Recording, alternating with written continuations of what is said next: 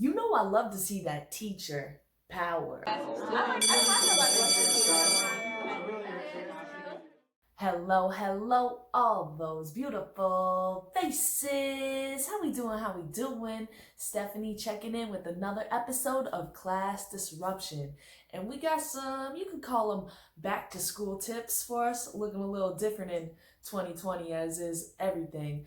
Before we get into it, you know I'm going to need for you to hit that like button. If you haven't, subscribe, hit that bell so you get notified every time I drop a video, and say what's up in those comments. I want to know, what are you thinking? What are you doing to get ready for back to school? How's your summer going? Because I know we still got some time here in New York City. And of course, I need you to share this video. That's the most important thing you could do so we can spread that disruption all around the globe. But let's get into this. So it's back to school time, and around this time, we always see lots of teacher tip videos. I did a series last year. You could go check those out, see the tips that I was given, especially for you new teachers out there. But this year, 2020, some of those teacher tips are looking a little bit different. Yeah, so again, I'm all for that teacher power, and I definitely think that we need to make sure that the conditions are safe, right? Like the hashtag says, only when it's safe. But some of these activities seem a little bit over the top. Put out by the Arizona Educators United. It's a teachers union in Arizona. And I've seen different lists, not quite as extreme as this one, but similar lists going around. And again, I do love to see the teacher power. So on their first day, they're going to do motor marches. Good, right? In the car, okay, do a march. The second day, post a photo, hashtag it, only when it's safe. And again, I feel back and forth about those social media campaigns. Sometimes they seem a little bit performative more than action, but showing solidarity. Contact your governing boards. There you go. There's a little bit more action. Let them know how you feel. And then we have solidarity with Black Lives Matter March. Now, this is where it's like, well, okay, you did your car march, but now you're going out in the street and marching. Again, protest, they're outside. I see arguments on both sides, like lots of yelling and screaming. And then it's these last 2 days that are like, whoa. Write your obituary to read to Ducey, which is their governor, and then Ducey's death march. Wow, those last two are a little bit over the top. And this is where teachers start to lose me. Now, I'm all for your First Amendment rights. Go out and protest. For me, I don't see it at this point in history achieving that type of long-term change it was once able to achieve. But again, more power to you. I'm all about that teacher power. But how is that even a reasonable starting point? Your obituaries. Teachers, we got to be participating in this conversation in good faith if we want to be taken seriously. And I am not by any means trying to undermine the seriousness of the virus or the pandemic. I'm in New York City, right? I teach in the epicenter of where this happened. We saw firsthand what it's able to do. I understand the impact of this thing, and I'm not advocating for some willy-nilly, just open as you are a reopening plan, right? There needs to be good regulations and good protocols in place. And a place that's out in rural Iowa should not look the same as New York City or these other really big urban districts or even big suburban districts. Everybody's got to come up with a plan that works for them and matches the conditions at that particular time. But we got to stop it with this hyperbole, sending us to our deathbeds. Like, again, I get it. This thing can be very deadly, especially if you're over 65, if you have a condition, and we need to make sure that we're taking care of those people in particular. But overall, this thing has a 99% survival rate. More than that. Oh, it's 99.6. And just so you don't think that I'm out here throwing around catchy lines or phrases from social media, I got this from an article. I confirmed it with other sources. Because of the significant number of asymptomatic or minimally symptomatic people with COVID-19, the Center for Disease Control and Prevention estimates the number of infected people could be 10 times the number of confirmed cases.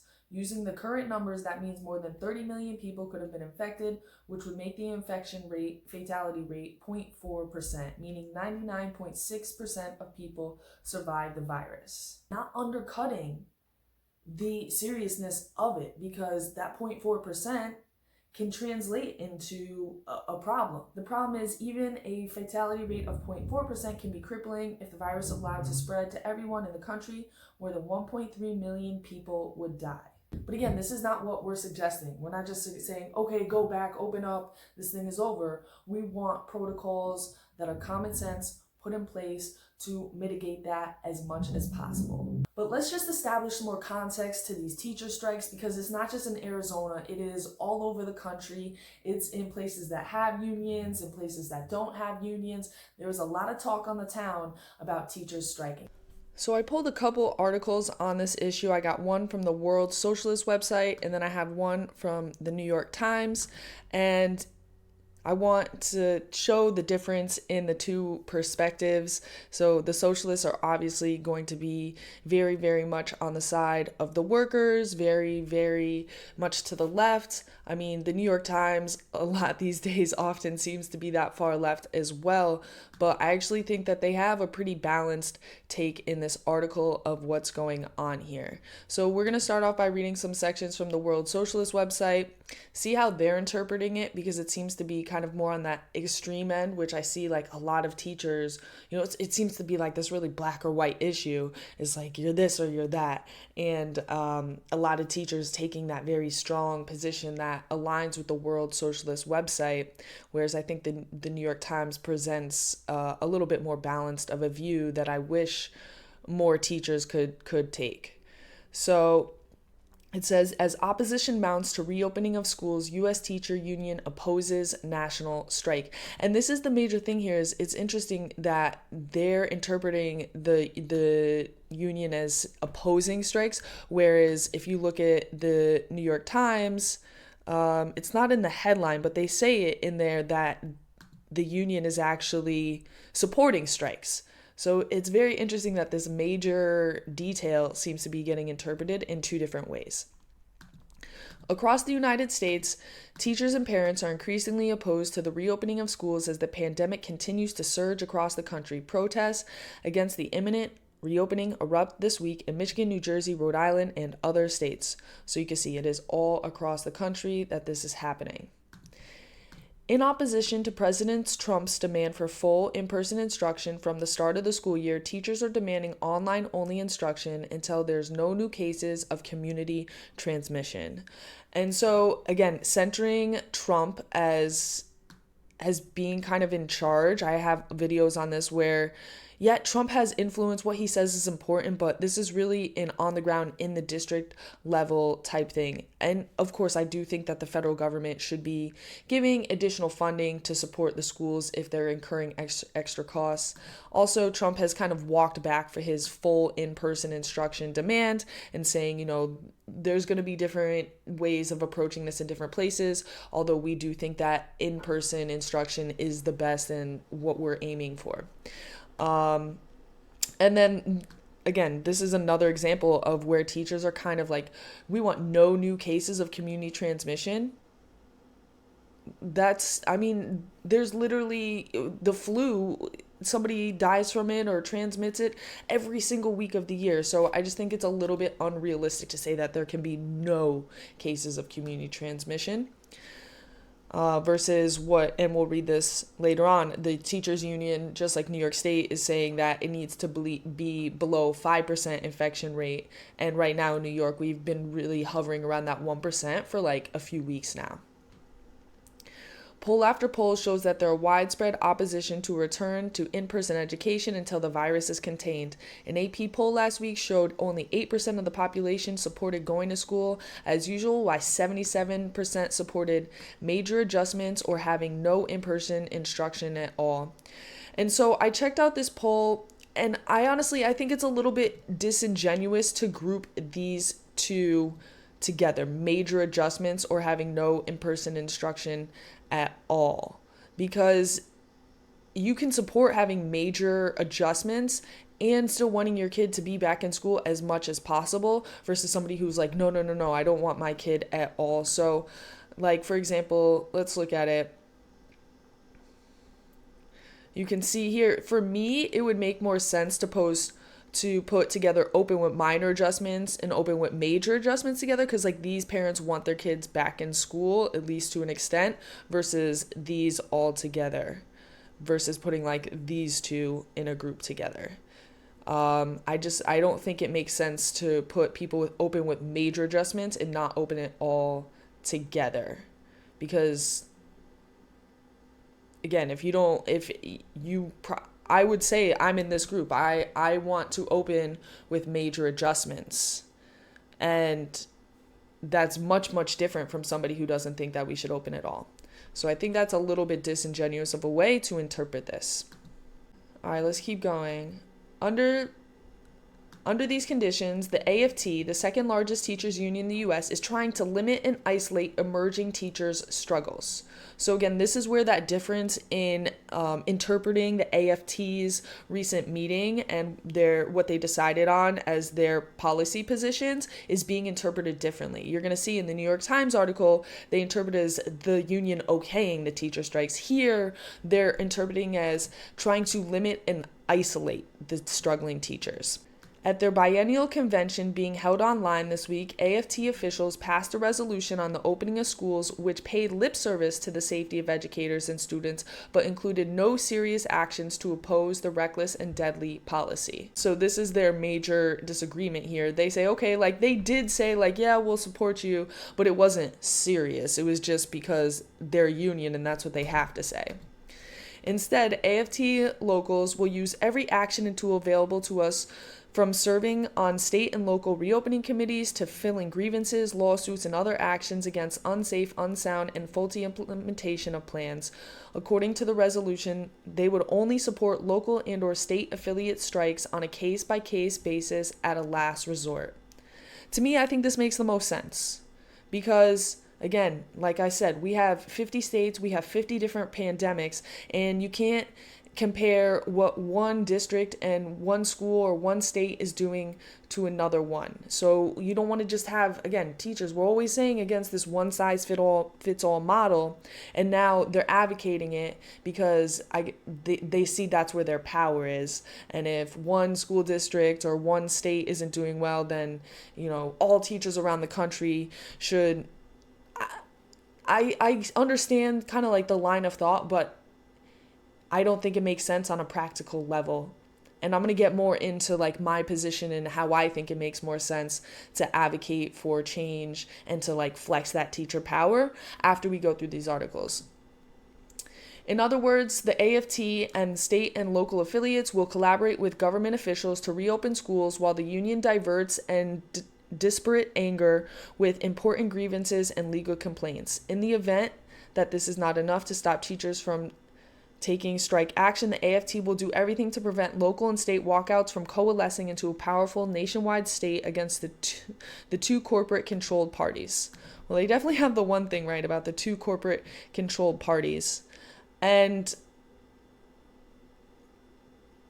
I agree that a lot of their motivation is going to be because they want to maintain that status quo.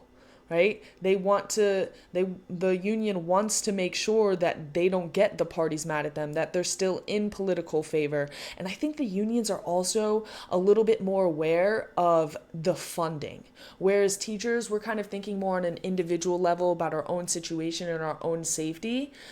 What teachers don't often think about is, okay, for every child that's like not in school full time or decides to homeschool or leaves, that we lose funding. And that means less teachers, and then that means less members in the union. So I think a lot of what the union's thinking about is that funding, is making sure they stay in good graces with the political parties. Again, for me, I agree with what they're doing, but for different reasons, not because it's maintaining the status quo, but because I just think it makes more sense to deal with things on a case-by-case basis.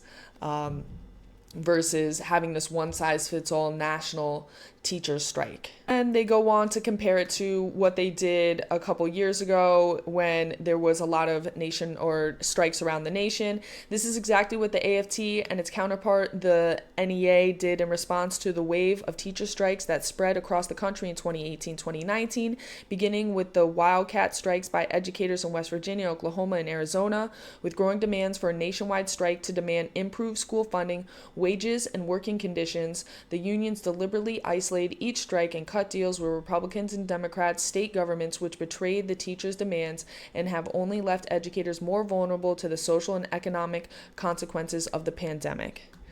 And so, again, I agree with how the union went about it, dealing with each one on a case-by-case basis, because every district is so different, right? Talking about improved school funding, like there's places that have amazingly funded schools. There's where these things aren't issues. I guess you can say, well, they should strike to support the funding in the other schools. And I might be open to different arguments about that, but I do think it makes most sense to do it on a state-by-state basis or a locality-by-locality basis, and then create competition, right? So if one locality is now offering better conditions, better funding for their schools, then it's going to be a more sought after district, both by the students and by the people working there. But again, the motivations of these teacher unions are definitely different than mine. They have a lot more monetary interests wrapped up in this than necessarily like goodwill and improving the education for everybody. But what I wanted to do is I wanted to switch over to this New York Times article that, again, has a different interpretation of what the teachers' unions are doing and kind of provides a more balanced view of the other side. Like, yeah, teacher safety and student safety is super important, but what about on balance with what you're losing in this equation? Let's see, I'll make this a little bit bigger. Teachers are wary of returning to class and online instruction too. And so now they're adding into this extra element. Okay, I understand the class, but online instruction, like we got to do something, right, guys? Unions are threatening to strike if classrooms reopen, but are also pushing to limit remote teaching. Their demands will shape pandemic education, and not just pandemic education. I think that this is going to really have an impact on the future of education. Who has power? Who has the stakeholders? If parents aren't getting the education that they want and they're finally seeing it from these government schools, then they're going to look for other choices. And that will ultimately completely undermine the union's position and teachers who are very pro-union. As the nation heads towards a chaotic back-to-school season with officials struggling over when to reopen schools and classrooms and how to engage children online, teachers' unions are playing a powerful role in determining the shape of public education as the coronavirus pandemic continues to rage. Teachers in many districts are fighting for longer school closures, stronger safety requirements, and limits on what they are required to do in a virtual classroom, while flooding social media and state capitals with their concerns and threatening to walk off their jobs if key demands are not met. And again, I love to see the power of teachers. I love to see us coalescing together. I definitely think we should, again, not question things, not question how it's going to be implemented and what it's going to look like and what the protocols are for this and that. But at the same time, it seems like we don't seem to be acting in good faith that even if they do figure out these other things, we're going to look for something else.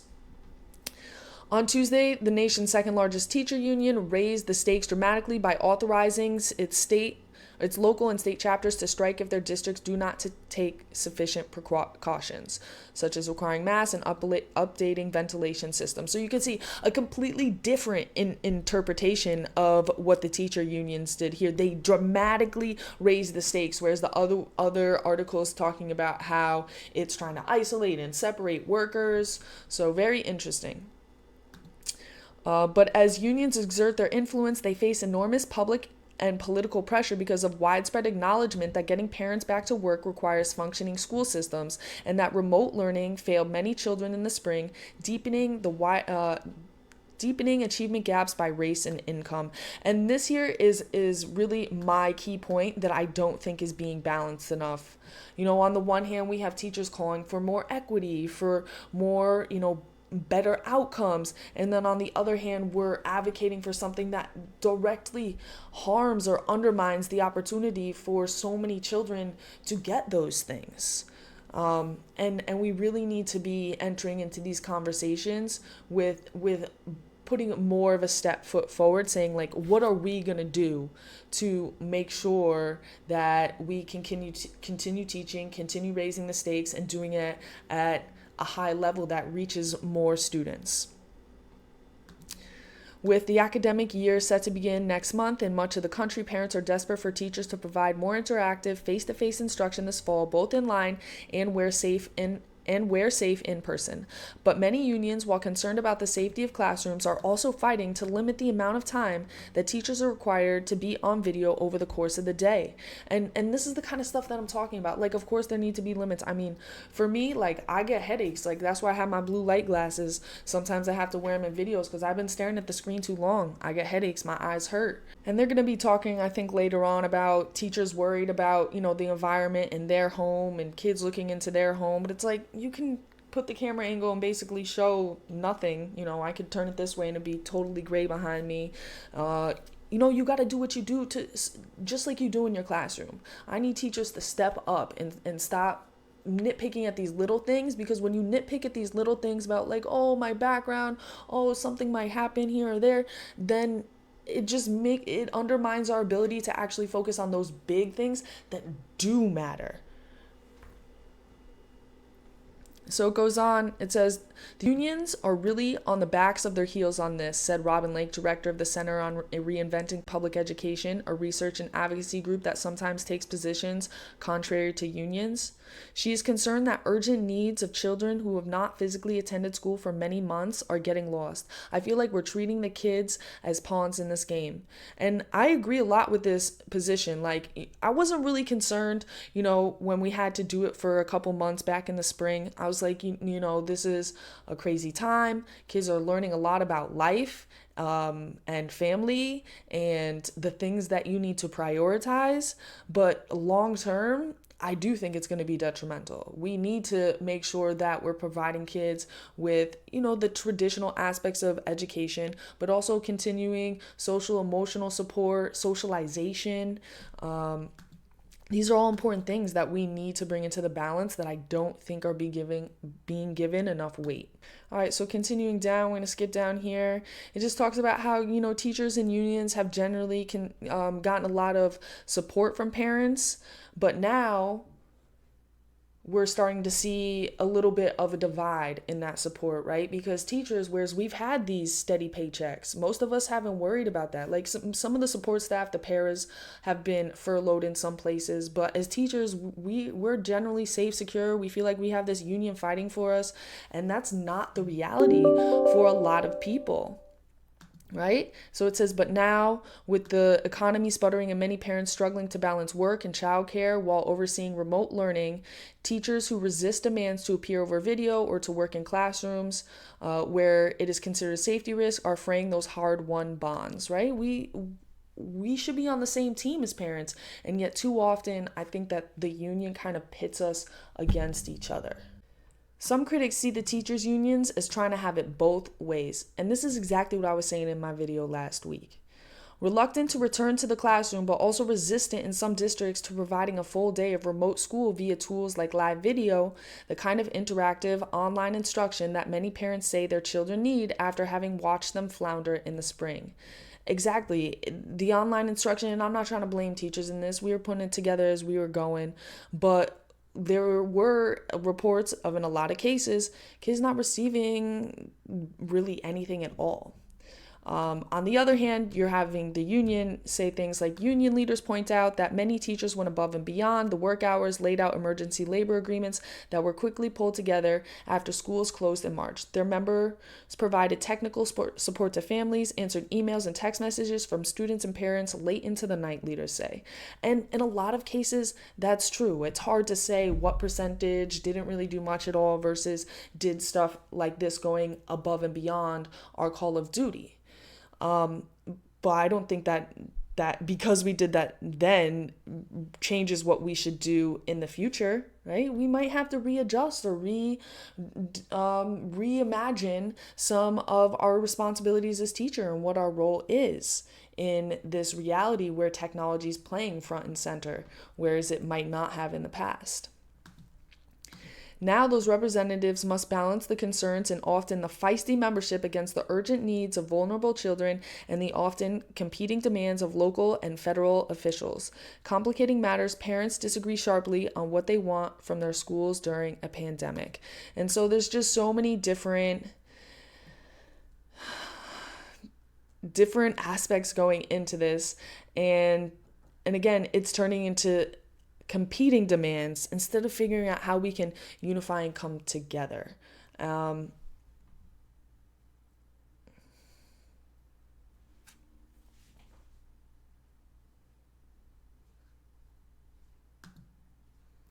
So down here, they go into some statistics about what parents are saying that they wanted, what's going on in New York City, and how they polled parents in June.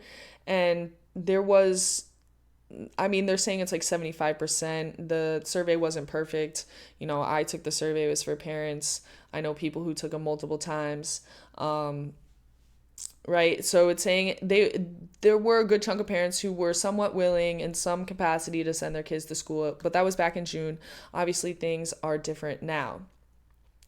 And then this is about a parent who said, her son is 18, has autism, and he regressed so much. And we really need to make sure that we're putting the structures in place, even in the middle of the pandemic, for especially kids like him, but really every kid, to still have the opportunity to access a high quality education. And of course, we all know that so much of an education is based on those relationships that you form. And we need to continue doing that relationship building and trying to get in person, as much as we can.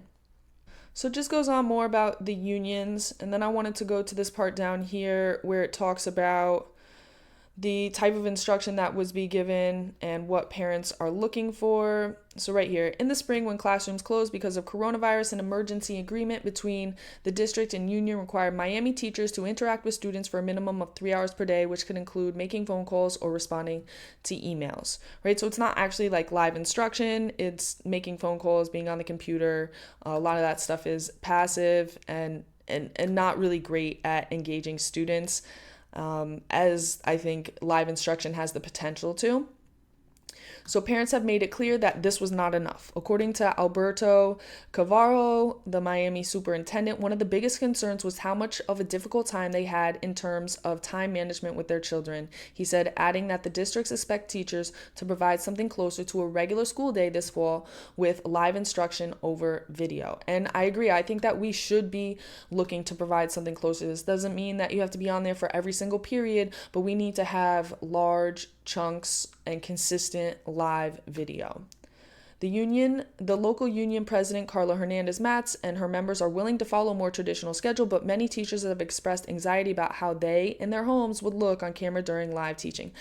If a teacher does not feel comfortable and the teacher is not secure in the modality, they are not going to flourish and give the best of themselves. And this is just where I have to say, get over it, right? You're a professional, you're a grown adult, figure it out just like we do in the classroom. Find yourself a nice little space, a locked room, a little corner, dress it up, but we need to make it happen, right? I understand not everybody's as comfortable as me on video, but we got to adjust. We've got to make it happen. This is our job, right? Just like in any other industry, when things change, guess what? You figure it out and you step up or you get left behind. I know that might sound harsh, but it's not like I would also be in support of giving training and working with these teachers, not just like, you don't do it, you're gone. But we need to get over this. We need to figure it out and we need to make it happen.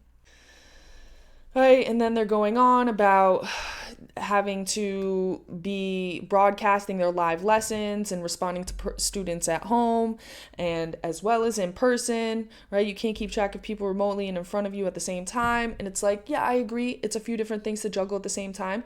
But been to presentations where I've seen it happen. They have live stuff, they have remote stuff, right? And again, it's going to be about working through it, coming up with those protocols and finding that flow that works for you. So we can make this happen. Going down.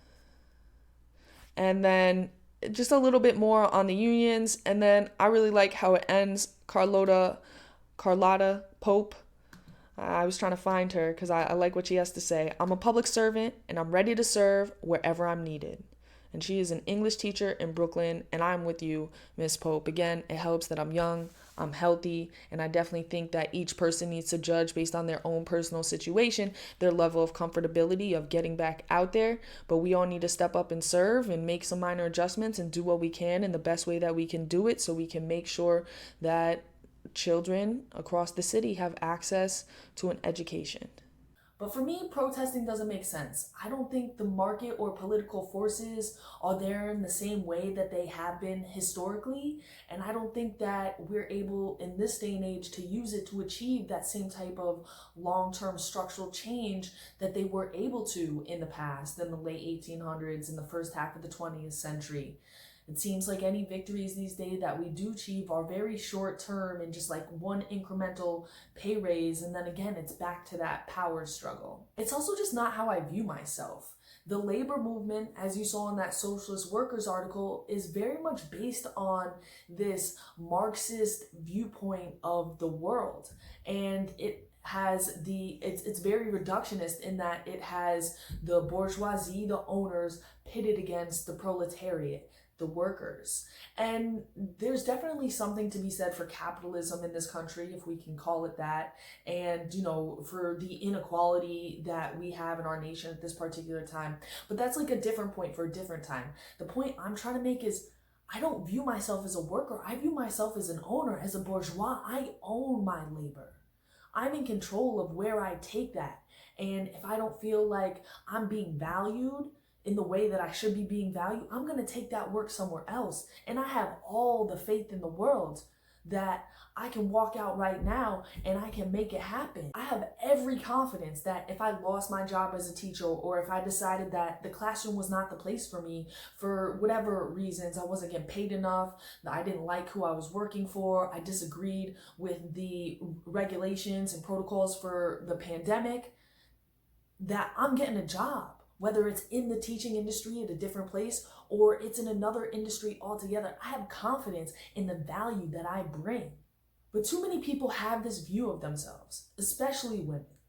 And this isn't a dig to my ladies. There's no judgment here. And we can have a conversation another time about what those characteristics may or may not be that drive these tendencies. But K-12 teachers are overwhelmingly women and overwhelmingly express these viewpoints. And this is representative of one of these such viewpoints. I got it from a BuzzFeed article on this topic.